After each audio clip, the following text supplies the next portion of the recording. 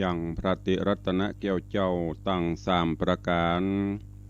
อันมีพระพุทธพระธรรมพระสงฆ์อันเป็นสรณะที่เปิ่งที่เคารพนับถืออันสูงสุดในชีวิตกราบคารวะแตบไต้ไวยสาปารมีธรรมพระเดชพระคุณหลวงปู่พระเทพโกศลที่ปรึกษาเจ้าคณะภาคเจ็ดเจ้าอาวาสวัดศรีโสดาพระอารามหลวงตำบลสุเทพอำเภอเมืองจังหวัดเชียงใหม่พระเดชพระคุณหลวงพ่อท่านเจ้าคุณพระเทพปริยัติเจ้าคณะจังหวัดเชียงใหม่เจ้าอาวาสวัดเจ็ดยอดพระอารามหลวง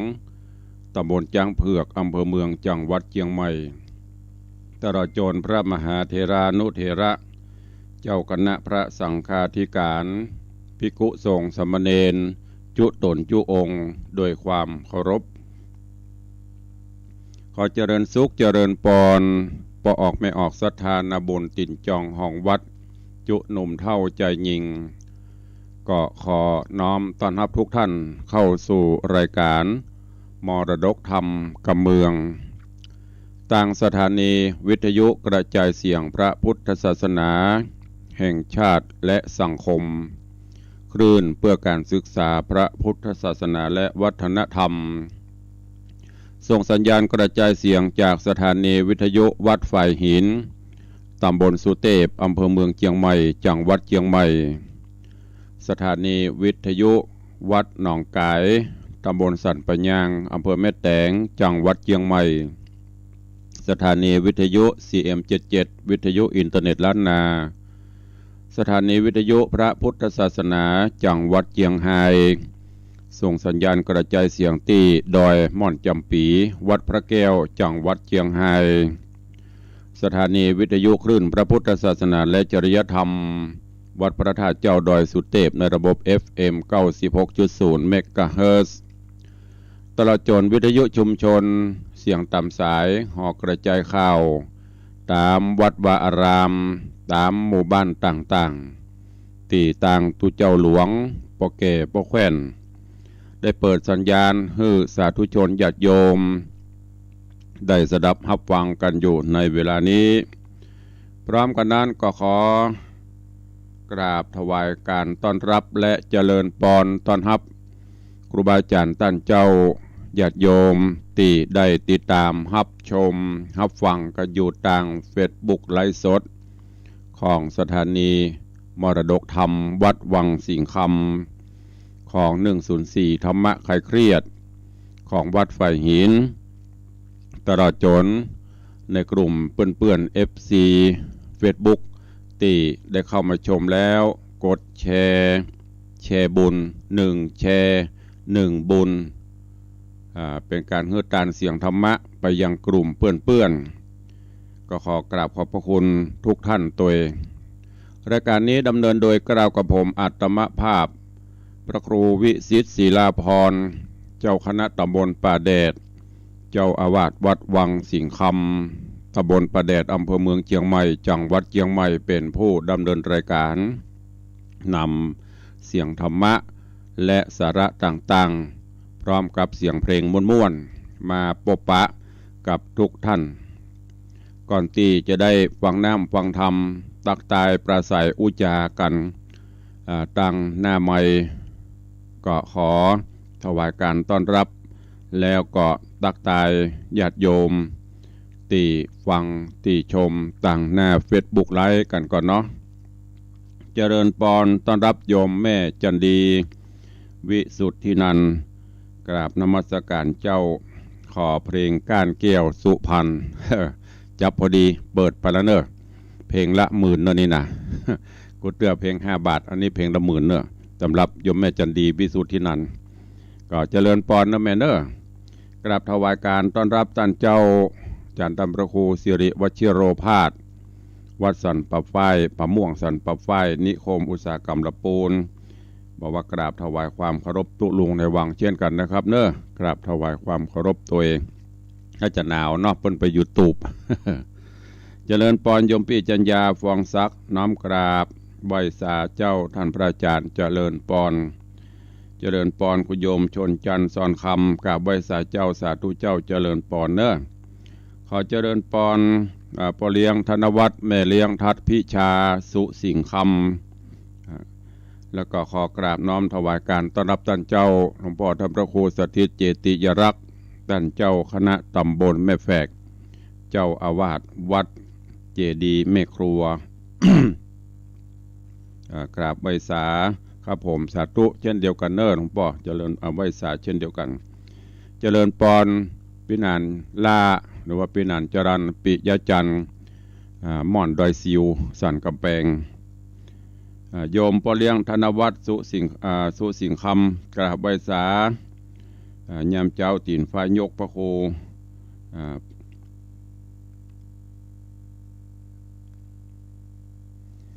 เบิดกันเนอจะเปิดกระเป๋าแบรนด์แฟนทิ้งบะแบนของปอเลี้ยงพระโทมันแบนมันแบนเพราะมันใส่บะเสี่ยงบะทิ้งละเดี๋ยวนี้มีละ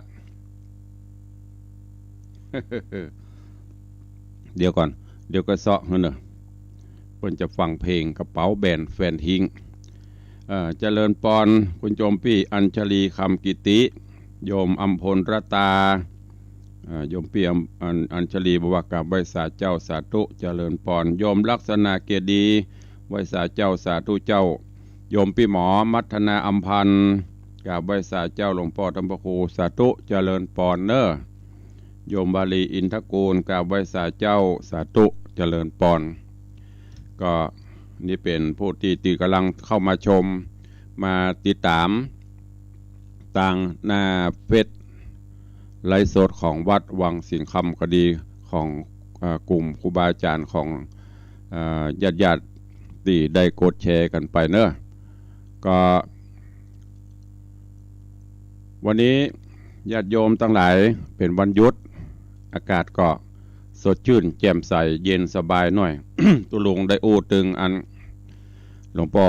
ท่านผอ.ว่าวันเสาร์วันติดเป็นวันที่ญาติโยมหยุดอยู่บ้านอยู่จองเฮาจะรับรายการพ่องดีก่อนวันเสาร์วันติดมีเพลงเก่าๆให้ฟังพ่องกับสาระอย่างต่างๆมาอู้จะดีก่อนท่านผอ.ก็ว่าสุดแล้วแต่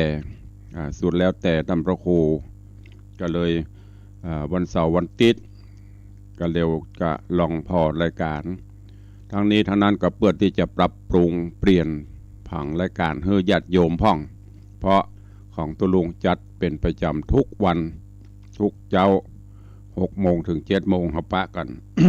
ยามเจ้าลุกขึ้นมาตื่นมาทำอารมณ์ให้สดชื่นแจ่มใสเย็นสบายแล้วหลังจากนั้นเราก็จะได้เตรียมตัวเตรียมกายเตรียมใจในการปฏิบัติภารกิจหน้าที่ของเราให้ดีที่สุดในรอบวันแต่ว่าทำงานทำกิจการผ่านโป้นไปตื่นเจ้าวันนี้ก็มาคิดพิจารณาแต่ว่าลืมอันอย่างไปพ่องทำอันใดไปพ่องมันอาจจะขัดตกบกพร่องไปกาเขาก็ปรับปรุงแก้ไขเดี๋ยววันนี้แต่ว่าทำดีละก็เสริมเติมดีเข้าไปเนอะอันนี้ก็จะได้ทำให้ กิจการอย่างต่างๆของเฮานั่นมันจะได้ดีมันจะได้งามมันจะได้โป้นไปวันนี้ก็เอาตามนี้วันเสาร์วันติด ก็สลับกับสาระคติเรื่องราวต่างๆเนาะกับเพลงม่วนๆคือพี่น้องศรัทธาฟังหูกฟ้าแมงคานมากับฟังกันถึงวันเมื่อคืนกับฟังของวัดอย่างก็ของวัดบรรต่อประเทศทำเรื่องเดียวกันมาเจ้ากับฟังตุลุงแหมนั่นก็วันเสาร์วันติดขออนุญาตจะรับเวลาเป็นเพื่อญาติโยมได้มีความสุขรับอรุณวันใหม่จะได้มีจิตมีใจที่จะได้ปฏิบัติกิจต่างๆเนาะเอาตัวใจเหตุกรรมเนาะพอเลี้ยงขอฟังเพลงจัดไป จะจัดไปเพลงนี้ แปลงน้อยเนอะของคนอื่นนี่เพลงละ20-30ของพอเลี้ยงนี่เพลงละ10,000ก็เดียวจะมาได้ของควร ปีใหม่ไม่เลี้ยงกับบ่เลี้ยงจะฮือแต่อย่างก็ยังบ่ฮู้เตื้อ อ้าวจัดไปเดี๋ยวมาอู้กันใครจะไปโจมเนอะถ้ารายการจะอี้ม่วนก็แจ้งเข้ามาถ้าบ่ม่วนใครฟังอย่างเก่าก็แจ้งเข้ามาจัดให้ได้ทางนั้นตุลุงในวังไม่มีปัญหาใครฟังก็ทำตุลุงก็บอกมาหรือจะสลับอย่างอีกก็บอกมาทางในเฟซตัวครูบาอาจารย์ที่ฟัง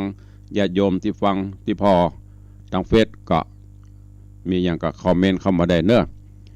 ฟังปั่นตามที่ปเลี้ยงได้ขอมาก็จะได้จัดไปและไปลืมเนอะเพลงนี้นะแปลงและเปิดเนอะ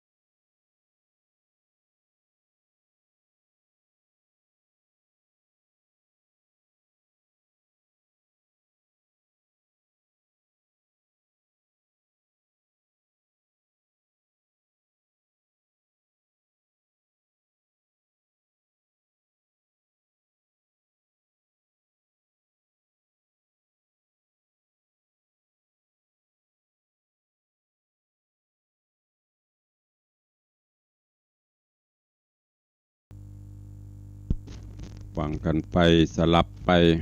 เจ้านี้คงจะเป็นเจ้าแรกปเลี้ยงบอกว่าฝากให้FC ของตุลุงกูคู่กูโคนเนอะนี่หรอโดยเฉพาะVIP ขอบคุณทุกท่านที่ติดตามรับฟังวันนี้อย่างที่ตุลุงได้บอกเนาะเราเปลี่ยนบรรยากาศกันเฮียสักวันหนึ่งนางฟ้าสายบุญกำลังเข้ามาชมเป็นได้พ่องก็จะสลับรายการถ้าหากว่าถูกใจจะได้ก็แจ้งเข้ามา ถ้าบรรทุกใจใครฟังแบบเดิมก็บอกมาจะได้จัดให้ถูกต้องถูกใจเพราะว่าถ้าตุลุงจัดเดี๋ยวบรรทุกใจญาติโยมศรัทธาก็บ่ม่วนธรรมะเขาก็พยายามจัดให้มันถูกใจเจ้าวันนี้อากาศก็ค่อนข้างจะเย็นสบายอากาศม่วนตัวลุงก็เลยมาดำเนินรายการสลับสับเปลี่ยนคือกับญาติโยมศรัทธาเพื่อศรัทธาเขาได้มีความสุขกายสุขใจเนอะก็แถมบักกี่วันก็จะเสี่ยงปีแถมบักกี่วันบักกี่ชั่วโมงปีเก่าก็จะโป้นไปปีใหม่ก็จะเข้ามาแล้วก็พยายามเหลือเวลาแถมบักกี่วันก็เตรียมกันเนอะเตรียมอย่างตุลุงเตรียมที่เขาจะต้องปรับปรุงแก้ไขในสิ่งต่างๆคือมันดีขึ้นในปี2 ปีมานี้ก็รู้สึกว่าสถานการณ์บ้านเมืองสถานการณ์โลกบ่ค่อยจะเอื้ออำนวยประกอบกับโรคภัยไข้เจ็บก็เข้ามานักโรคระบาดก็มีหลายแต่จะได้ก็ตามเราก็ต้องช่วยกันรณรงค์ช่วยกันป้องกันเพื่อสิ่งต่างๆเหล่านี้ฝ่าฟันไปที่สำคัญก็คืออย่าละอย่าเลยอย่าลืมหยังลืมเอาแก้วเจ้าตั้ง3 ประการเนี่ยเป็นสรณะที่เปิ่งที่เคารพนับถือของเฮาเนอะพระพุทธพระธรรมพระสงฆ์เป็นสรณะอันสูงสุดในชีวิตและที่สำคัญให้มันนึกก็คือสติสัมปชัญญะสติคือความระลึกได้สัมปชัญญะก็คือความรู้ตัวจะคิดจะพูดจะทำอะไรอย่างก็ตามก็ต้องมีสติกำกับตัวสัมปชัญญะกำกับตัวอยู่เสมอธรรมะ2 ข้อนี้ว่าเป็นธรรมะที่คุ้มครองโลกขับรถญาการอู้จาก็ต้องมี2 อย่างนี้ถ้าขาดอย่างใดอย่างหนึ่งไปก็จะลำบากถ้าเรามีสติก่อนที่เราจะอู้อย่างสติเรามีดีควบคุมได้สัมปชัญญะเรารู้ตัวเราว่าเราเป็นไผเป็นจะได้มีหน้าที่มีอย่างต่างๆระลึกนึกถึงอยู่เสมอธรรมะ2 ข้อเนี่ยจะช่วยให้กิจการงานต่างๆของเรามีความสำเร็จผลได้ในช่วงที่บ้านเมืองมีโรคภัยไข้เจ็บมา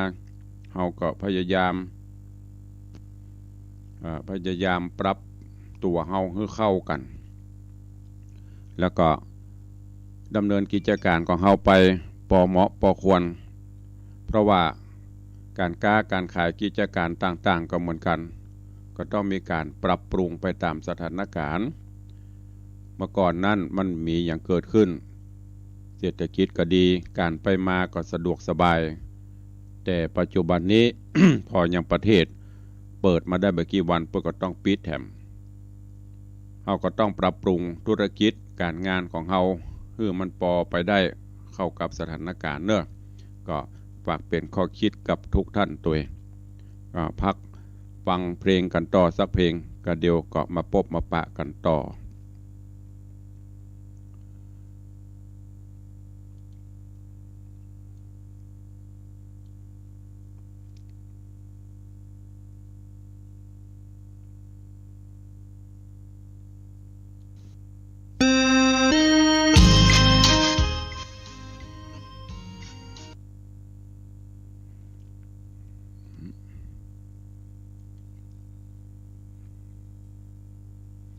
ดีเจก็ดีเป็นอันนี้ก็ดีเป็นเนอะมันจะลำบากหน่อย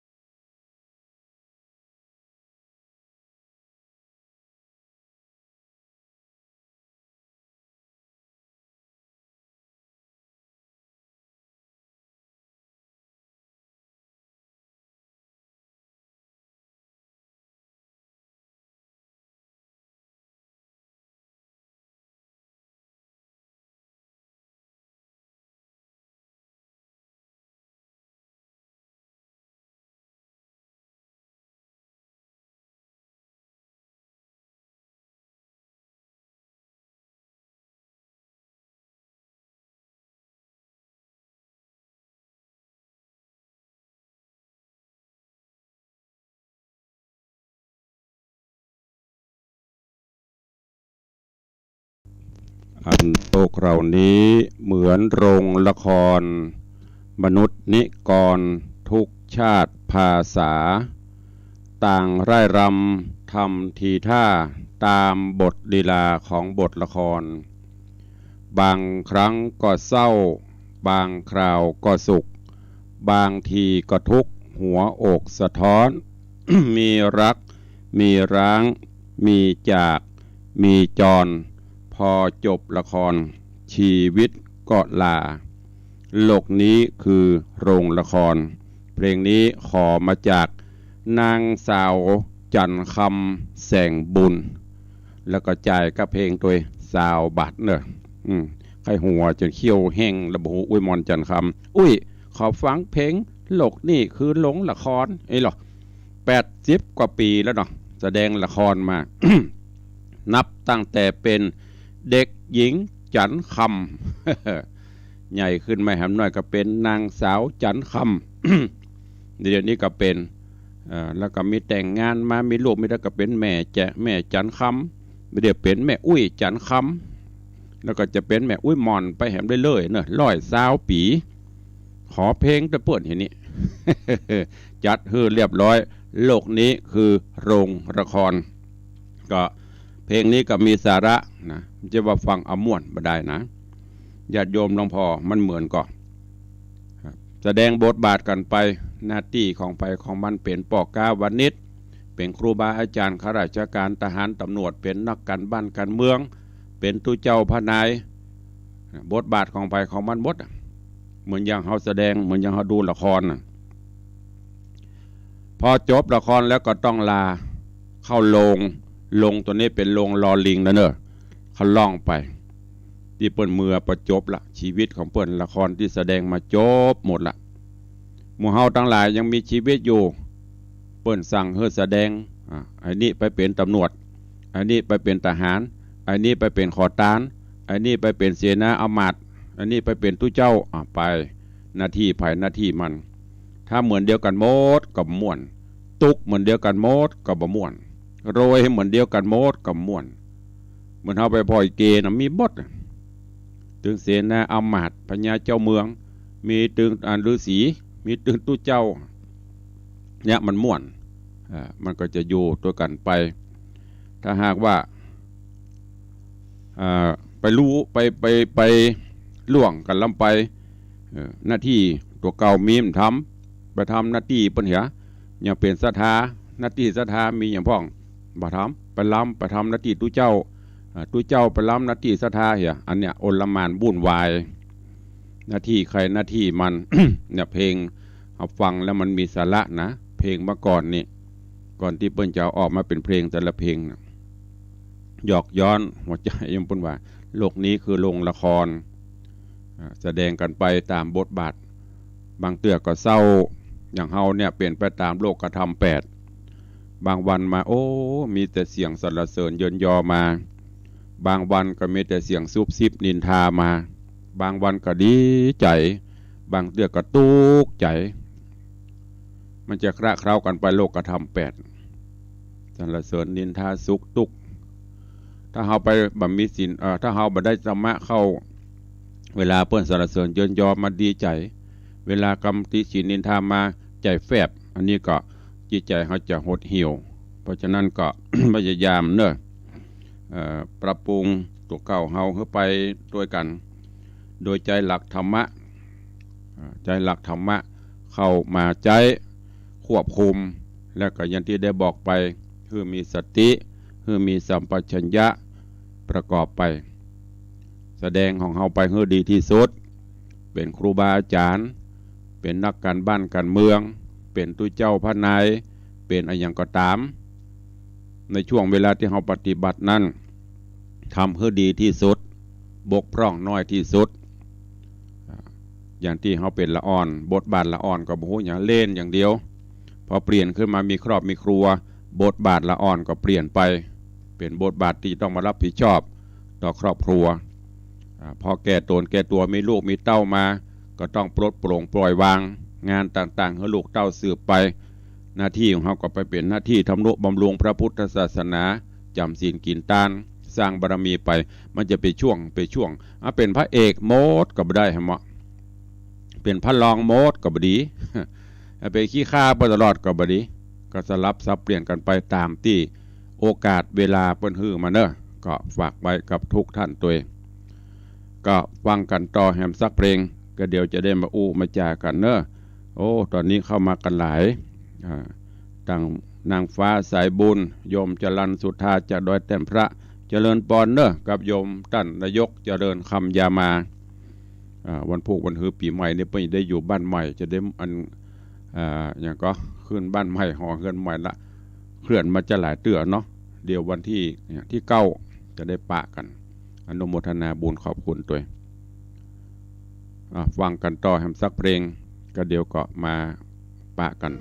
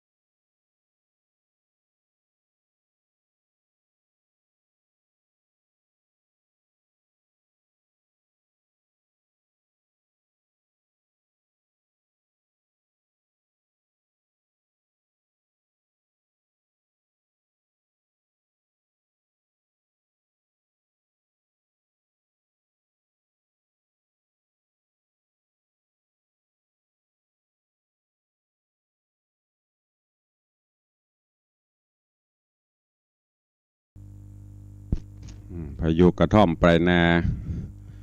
ม่วนตะกอนเลยเนาะอยู่ตูบอยู่ปังปอพี่ไอ้นิววันนี้พี่ไอ้จักรพันธ์ไอ้นิวม่วนนะกระท่อมทองกวาวนะไอ้นิวจะหูเนาะเพื่ออยู่กระท่อมเนี่ยการเนี่ยงานไปตัวก็มอบให้ทุกท่านเนอะเป็นเพลงเก่าๆม่วนๆฟังแล้วเย็นสบายไม่ใช่ขยิบเข้ามาสิกระลุ่มตุ่มต่ำไปอย่างมูเป็นเพลงนั้นฟังบ่ม่วนก็ได้มอบเป็นบรรณาการให้ทุกท่านก็ฟังกันไปได้หลายเพลงแล้วเนาะตอนนี้ไปก็ขออนุญาตประชาสัมพันธ์อนุโมทนาบุญกับญาติโยมเนอะวันที่9 มกราคมจะไปลืมเนอะงานทำบุญสถานีวิทยุวัดฝ่ายหินที่เราได้ฟังอันเป็นแม่ข่ายมีงานมีการวัดนั้นวัดนี้ว่าจะเป็นคลื่นสีขาวขึ้นในก็ตามวัดไฟหินจะไปทำการถ่ายทอดสดเป็นแม่ข่ายตลอดแล้วก็วันที่9นี้เปิ้นจะทำบุญห้องทรงสถานีทำบุญตอดพระป่าบำรุงสถานีเนอะเชิญชวนทุกท่านร่วมสละจตุปัจจัยสมทบเป็นการน้ำกับไฟการซ่อมแซมสถานีเนอะอย่างที่ได้บอกไป สถานีดังเจียวอีป่อยแม่ก็มีความสุขแต่ความตุกไปตกอยู่ที่ผอ.บุญอยู่ที่ผู้บริหารตุกอันยังตุลงตุกกองการน้ำกาบไฟกาซ่อมกาแซมเดือนหนึ่งนี่ก็หลายหมื่นอยู่แต่เปิ้นไม่ได้เดือดนะแต่หมู่เฮาก็ควรจะช่วยกันถ้ามันดักไปอีป่อยแม่ก็จะง่อมเพราะนั้นช่วยกันเนอะประคับประคองไปมีเท่าใดก็ให้ก็หอมกันไปวันที่9 มกราคมเนอะตุลุงคงจะต้องได้ไปในช่วงบ่ายละนี่ยังไปในช่วงบ่ายเพราะวันที่9บ้านท่านนายกเจริญคำยามาเปิ้นทำบุญบ้านเลื่อนมาหลายเตื้อละวันที่9นี่เปิ้นก็ขอนิมนต์ท่านพระครูมาให้ได้เนอะก็รับปากไปฉะนั้นก็เสร็จจากหั่นฉันเพลแล้วจะขึ้นไปเพราะว่างานมีวันค่ำก็เจริญปอนแจ้งทุกท่านตัวเองที่วัดวังสิงคำวันที่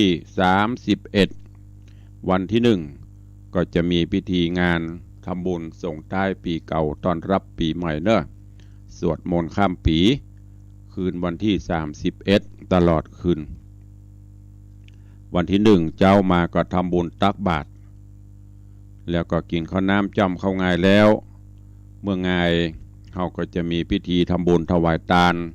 ต้นเงินต้นทองต้นเพชรเพื่อสมทบกองทุนนิธิวิสิตศรีลาภรณ์กูเตือนในวันเกิดตุลุงเขาจะมีต้นหมื่นต้นแสนต้นอย่างตั้งเต็มแวดประทัดแต่2 ปีมานี้พี่โควิดมาก็เลยเงียบเหงาไปแต่ปัจจัยที่มีอยู่ก็พัฒนาวัดไปญาติโยมมาโอ้วัดม่วนเนาะสะอาดสะอ้านจุ่มเย็นก็ด้วยปัจจัยเราเนี้ยเอามาแปลงมาสร้างไปดังนั้นก็เชิญชวนทุกท่านเนอะร่วมโมทนาสาธุลองดูทำกรรมอาจจะมีพิธีสืบชะตาถ้าตุลุงบัดติดหรือศรัทธามีเวลาได้ช่วยกันดาเขาก็อาจจะสืบชะตาแล้วก็จะได้ลวดถวายทานหอพระมหาอุปคุตเถระเจ้าติโยมปเลียงธนวัฒน์แม่เลียงทัดพิชาสุสิงคำร่วมกับ FC แฟนรายการปออกไม่ออกศรัทธาเฮาที่ได้หูได้ทราบข่าวได้ให้ได้หอมได้ห่วมกันมาแล้วก็ได้ปิดทององค์สารูปของพระมหาอุปคุตเถระเจ้าแต่ว่าวันก่อนมาละได้4-5 วันมานี้ช่างก็มาเคลียร์พื้นที่ทำฐานทำแต้นตั้งทวารนี้ก็เสียดไปรอเรือน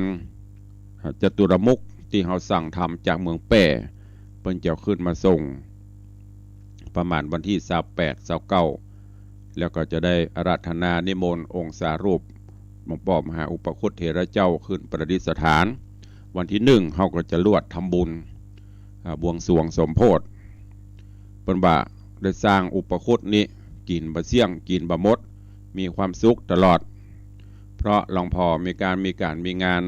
เปิ้นจะอาราธนาองค์หลวงพ่อพระมหาอุปคุต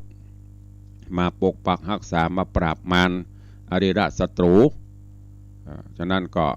ญาติโยมท่านใดที่ได้ร่วมในการสร้างในการปิดทองก็ดีร่วมโมทนาบุญถวายทานต้นเงินต้นทองต้นเพชรก็ดีเขาก็จะมีความสุขต้อนรับปีใหม่โรคภัยไข้เจ็บก็จะมาลายหายไปจะได้อยู่ดีมีสุขเนอะเจริญปอนเจิญทุกท่านตัวตอนนี้ทางหน้าจอหน้าเฟซมีนางฟ้าสายบุญโยมแม่จันดีจัดเฮือเรียบร้อยวันนี้เบิ้ล2กันเนอะตามคำขอแล้วก็มีโยมท่านนายกเจริญคำยามากราบไหว้ศาลเจ้าแล้วก็มีโยมจักรพันธ์พุทธวงศ์หรือพินานิวได้เข้ามาติดตามรับชมรับฟังตัวเองแม่วิน้องแฮกเกอร์แล้วก็ญาติโยมหลายๆคนเข้ามาตุลงขออนุโมทนากับญาติโยมเนอะตะวันนี้ก็มี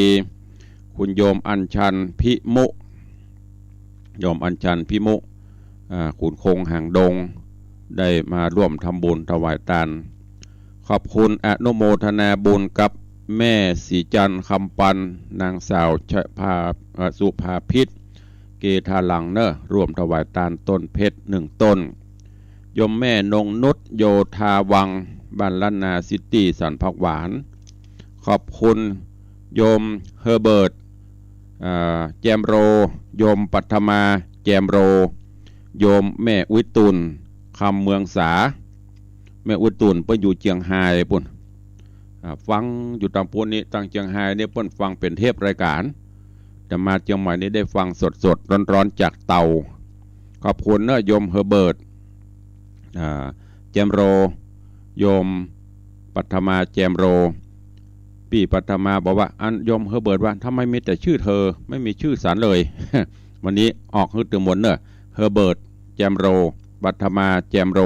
แล้วก็แม่อุยตุนคำวงศาร่วมถวายทานต้นทอง1ต้นหอมสถานี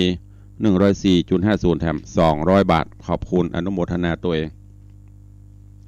ขอบคุณโยมแม่ บัวพัดชัยมาลาบ้านน้ำดิบป่าซางละปูน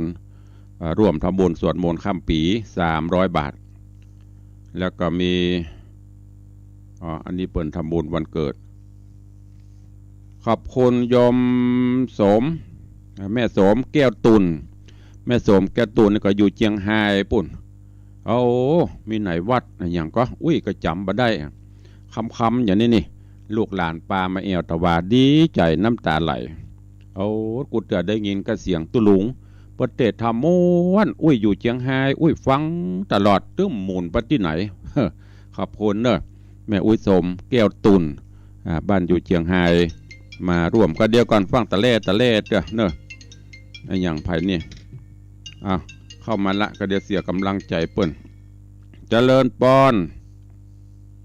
สาธุครับภาษาครับคุณลุงว่าแม่จะทำผ้าป่ากล่องแล้วก็1,000 บาทนะครับกล่องเพชรครับ1 กล่องครับเดี๋ยวก่อนเด้อแม่เท่าบัวเงินพ่อเท่าพงแม่เท่าบัวเงินอย่างก็มาก่อนก็ได้มาลวนก็ได้เดี๋ยวเนอะพ่อเท่าพงแม่เท่าบัวเงินถ้าได้การกล่องเพชรกะฟังเตือ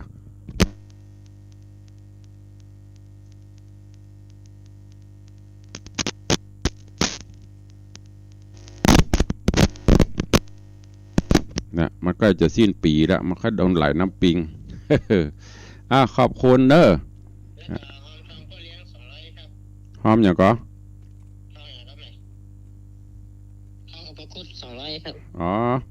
ทำร่วมบุญกับพ่อเลี้ยงปิดทองอุปคุต200ครับผมสาธุอนุโมทนาเด้อจะเลิ่นปอนขอบคุณกับโยมพ่อเท่าพงแม่เท่าบัวเงินพี่ไอพรตรีบุญชัยร่วมถวายทานต้นเพชร1ต้น 1,000 บาทแล้วก็ร่วมปิดทองมหาอุปคุตกับพ่อเลี้ยงแห่ม200ขอบคุณอนุโมทนาบุญเด้อขอบคุณกับคุณโยมทองทิพย์วรรณภาร่วมปิดทองพระมหาอุปคุต200 บาทขอบคุณอนุโมทนากับพ่อแหลมแม่จุนศรีพาชาอันนี้หนองหานบ้านหนองหานสันทรายบ้านวิเวกหนองหานร่วมโมทนาบุญ100 บาท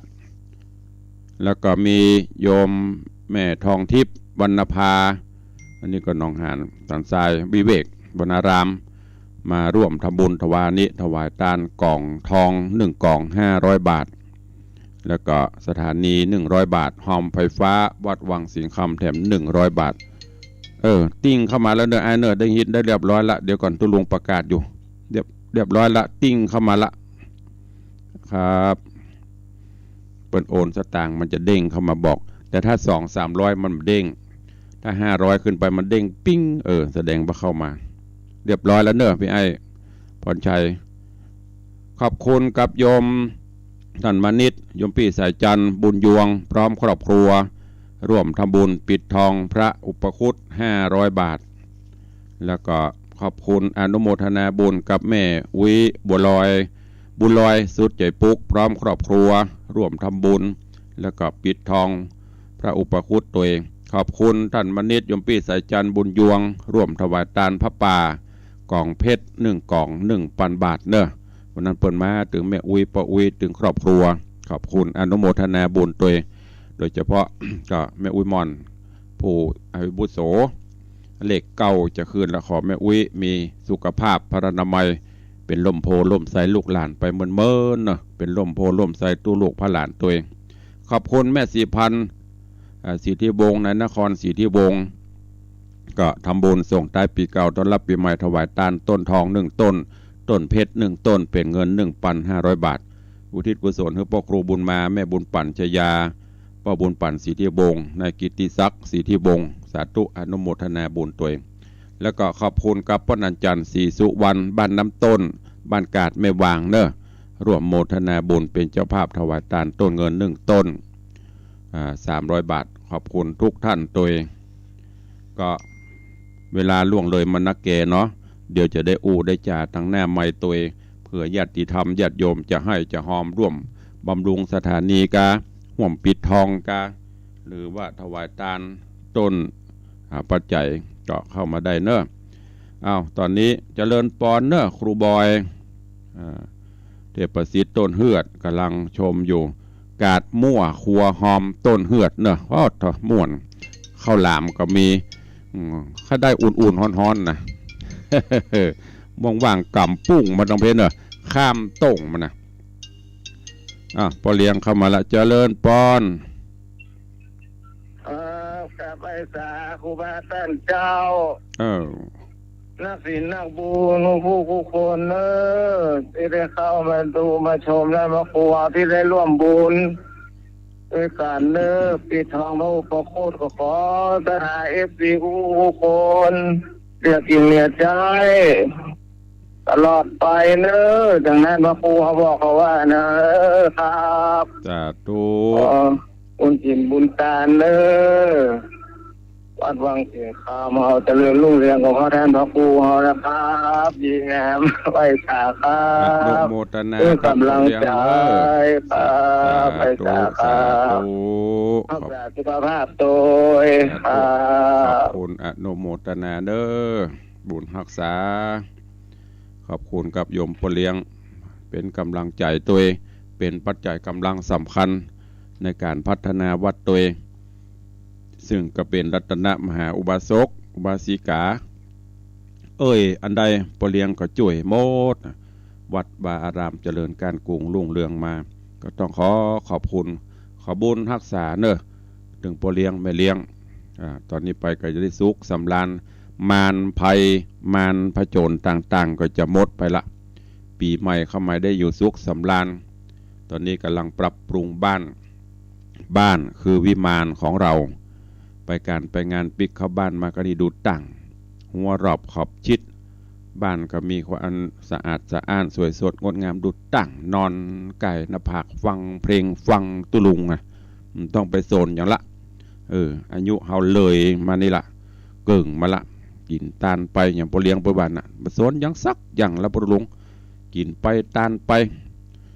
เสียงบุญไปเปลอะของเฮาบุญที่เฮาทำไว้เอาแม่โคจกตัวใดก็ยมเสียงได้เนี่ยโมทนาสาธุสายต่อไป0817836540โยมปี้จงรักมีงานกำลังชมอยู่โยมแม่ละอองแก้วชุ่มใจกราบไว้สาธุลงสาธุอนุโมทนาเจริญปอนแม่เลี้ยงเพลงนี่ถูกใจกูเพลงแต่กำลังใจยามจ้าม่วนขนาดเป็นดีเจก็เป็นเพลงม่วนขนาดโทรเป็นกำลังใจมันได้เพลงละหมื่นบ่ได้เลยเอาอีกกำบ่เป็นอย่างเรื่องอันนี้นะเดี๋ยวสิ้นปีจะเอาไปถวายสิว่ากันนั่นนะเจ้านมัสการบุญผูกประรักษารักษาสุขภาพตัวนะเจ้าสวัสดีค่ะสาธุอนุโมทนากับแม่เลี้ยงกู้บุญบารมีพ่อเลี้ยงขอบคุณขอให้ถึงสองมีความสุขกายสุขใจตัว0817836540ขอบคุณกับพ่อเท่าพงแม่เท่าพ่อเท่าพงแม่เท่าวงเงินพี่ไอ้บุญชัยพรชัยตัวร่วมโมทนาเจ้าวันนี้ปฐมฤกษ์ได้ต้นเดียวอยู่เสือใต้บ่ได้เจ้าฟังอยู่วันนี้ได้ฟังเพลง อย่าเข้าอุ่นตัวข้าลูกงาพอกี่เข้าล่ะอีกข้าลูกงาลวดเข้าไงเนาะเจ้าดีละแต่วันนี้จะไปจะไปสหกรณ์ประชุมนึกว่าไปเบิกสตางค์มาตางตุลุงเบิกตัวกับเจ้าดีละสาธุอนุโมทนาเด้อเจ้าวังอยู่เจ้าสาธุที่เข้านุกงาเพื่อตัวโมทนาสาธุอนุโมทนาขอบคุณโยมแม่ปราณีพยัคฆ์ไคหพลบ้านหนองแต้นสันปัตตองมหารัตนอุบาสิกาเปิ้นฟังตัวเปิ้นม่วนนะครับฟังตุลุงตัวกินข้าวนุกงาอุ่นๆตัวอย่างจันคำเอาอย่างแหมมาขอเพลงแหมมากะอย่างไม่ค่อยหัวแห่ม่วนเนาะกำโลกอีอันเนี่ยอะไรก็อย่างจะขอเพลงอย่างแหมฝาปอยอย่างคนละอันขอเพลงกระเป๋าแบงค์แฟนจริงตัวนี้มันจะแบงค์มันจะตรงขึ้นติ๊กๆอะไรกันสาตัวพอเลี้ยงได้ยินแล้วเนอะแม่มอนว่ามันแบบแบนแบบมันปุงขึ้นติ๊กๆอีกเอาเจ็บปูดเนาะเอากระเป๋าเป้ปูดเนาะอุ้ยเนาะเจ้าแล้วห่ออุ้ยเหรอแบบแบนเนาะมันแบบแบนเจ้ามันมีใครมาหาคุณใจกับอันผู้สูงอายุแล้วจะกับลูกกับหลานเนี่ยมีความสุขดิอุ้ยเนาะได้จะได้กระจายไปเนาะกินการไปแล้วเจ้าสาธุอนุโมทนาบุญรักษาเนอสาธุแม่อวยหมอนว่ามันบอกให้ปเลี้ยงมันแบนมันจะตุงขึ้นติ๊กๆหรออ้าวว่าจะได้แม่จันดีลุดไปหมดเอาใหม่เดี๋ยวก็เข้ามาใหม่เอาปเลี้ยงบ่ได้ไปสาข้าวออกไปสาแม่อุ้ยหมอนเด้อเขาแม่อุ้ยหมอนอายุมั่นยืนยาวเด้อร้อยสาวเด้อเสียโอ้ร้อยสาวเด้อสาธุแม่อุ้ยบอกว่าให้กระเป๋าตุงเลยเอาแม่จะดีเข้ามาใหม่เนอะเวลาเหลือแหมน้อยเดี๋ยวจะหมดละสายมันตัดกันวันนี้เขาแม่จะดีได้เบิ่นถึง2 เพลงก่อน2 เพลงนี้แปลงหน่อยก็ขอบคุณทุกเสียงทุกสายเนอะวันนี้จัดรายการได้ถูกใจก็วันนี้เป็นรายการที่มีเพลงตัวสาระเรื่องราวเป็นการพักผ่อนบรรยุทธ์เนาะก็เดี๋ยวมันถึงมีมาประเลาะเรื่องสาระต่างๆเจริญปอนแม่นมัสการขอบพระคุณเจ้าที่เปิดเพลงให้ถูกใจมากๆมากกระจายมา 20,000 เพลงละ 10,000เช้านี่นะประมาณ50 กว่าปีแล้วเนี่ยยังเพลงกระท่อมชงกายน่ะวันนี้กินข้าวลำเนาะได้ฟังเพลงถูกใจเนาะเจ้าแต่งแคร์ไปครับสาธุอนุโมทนาขอบพระคุณค่ะบุญรักษาเนอถ้ามันมีเสาะหาปะก็เปิดได้ถ้ามันปะก็ว่ากันเพราะมันอยู่คนเดียวคอม3 ตัวก็นี่ถึงโทรศัพท์แฮมอันใดก็ดีพอกดก็ดีกด ก็จะไปลืมกันเด้อวันที่31มาบัตันกำเป็นหยังเพราะมันไกลมันดึกมาวันที่1กันเด้อวันที่1เปิ้นนิมนต์ไปบิณฑบาตโลตัสตุลุงกับบ่ฮับนิมนต์ไปไหนกับบ่ฮับสักทีเพราะวันที่1ต้องอยู่วัดญาติโยมศรัทธามาถ้าออกไปก็จะปะกันธรรมะก็รอน้ำจิตน้ำใจใครมาวันนั้นก็จะได้มีปฏิทินแจกแล้วก็ที่จะมาร่วมบุญก็จะมีวัตถุมงคลโดยเฉพาะหลวงพ่อพระสิงห์คำบอกว่าจะเป็นเหรียญบอกว่าจะเป็นองค์5 นิ้วก็เกือบจะหมดแล้วเด้อเพราะว่าทำไว้เมื่อปีแล้วมีตึงเหรียญมีพระกริ่งมีหลวงพ่อองค์ลอยไปได้ไปไหว้ไปสาก็จะได้บุกปักรักษาอยู่ดีมีสุขตัวเองเขาก็เป็นพระเหรียญนี้ประจำวัดได้มีในตลาดทั่วไปเนอะไม่ได้มีวางแผงที่อื่นเพราะนั้นก็มาวัดหรือว่าใครได้ไปไหว้ไปสากับปูจาได้ที่แผงเจ้าวัตถุมงคลปูจาวัตถุมงคลได้เวลาใกล้จะหมดเหลือแถมน้อยใครจะจะเอ่ยกับตุลุงเข้ามาได้เนอเหลือแถม2 นาทีคงบัดตันละ2 นาทีสุดท้ายใครจะ มีอันใดที่จะอู้จะเอ่ยแฟนครับตุลุงถึงมีหม้อเอี้ยอย่างที่ได้บอกไปนะประมาณสักมาถึง10 คนที่บนจะโทรหานะนอกนั้นฟังถ้าไม่โทร ไม่เป็นไรโทรก็ได้ไม่โทรก็ได้ไม่มีปัญหาอ้าวท้ายรายการมอบเพื่อแถมเพลงจะสุดบะสุดก็บอกว่าเนอะถ้าสุดก็สุดถ้าบะสุดก็ตึกไหนก็ตึกหันเนอะเพราะว่าเวลามันจะหมดแล้ววันนี้ก็ขอบุญกูลแก้วเจ้าตั้ง3 ประการปกห่มญาติโยมศรัทธานาบุญกูคู่กูขนเนอะขอให้ได้อยู่เย็นเป็นสุขในหมดทุกข์หมดโศกหมดโรคหมดภัยโรคภัยไข้เจ็บต่างๆขอจงมาลายหายไปคิดปรารถนาสิ่งใดสมความปรารถนาเหมือนกันจุผู้จุคนจุตนจุองค์เนอะจัตตาโลธรรมาวัตันติอายุวันโนสุขังพะลัง